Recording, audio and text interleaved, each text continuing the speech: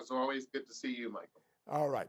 Let me tell you what we learned about Dalton Jack here. It says we found out he has a temper. He has a bit of a potty mouth, right? He was unfaithful to his girlfriend.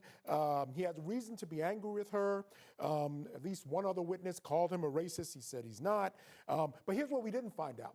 That he owns a black Malibu that had blood in the trunk and that he took the police to where the body was. So what does the defense have to gain by calling Dalton Jack to the stand?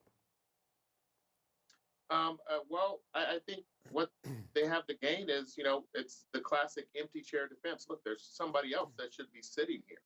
And that, in the defense's mind, at least, is Dalton Jack. I think some of the examination of him has been very effective. And, in criminal prosecutions or defense actions, you only need one. You only need one juror that holds out. And I think some of the cavalier, maybe even mannerisms of Jack may, be problematic for the prosecution. But as you said, some of the evidence against, the defendant himself is pretty damning. Some of the social media chatter surrounding his testimony and this attempt by the defense seems like set him up as sort of a boogeyman in this case, that possibly he could have done it. It's angering a lot of people online. And I'm wondering if you think that it might be angering or alienating some of this jury. It is possible. I mean, you never know what exactly is happening in the minds of jurors. And some people may be very angered by it.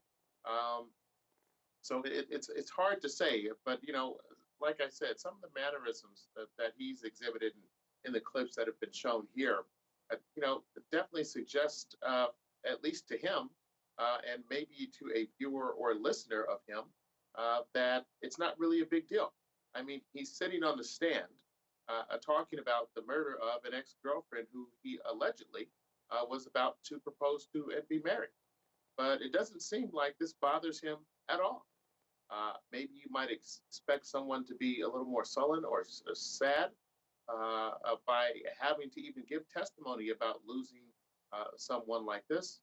But it doesn't seem like that's his, I guess, demeanor at this point.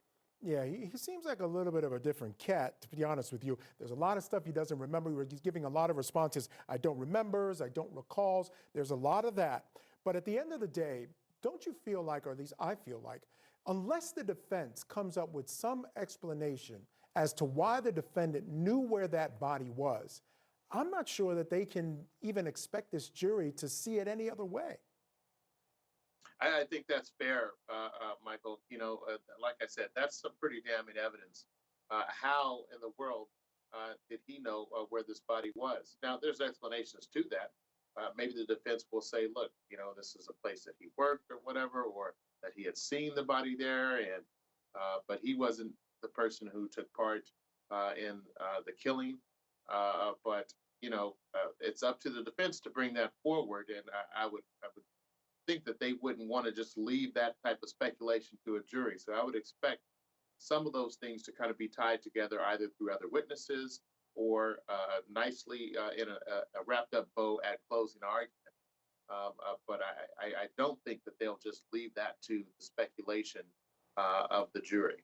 They're going to have to tell them, like you said, what it is that really happened to Mollie and why they should disregard the evidence that, the defendant knew where the body was.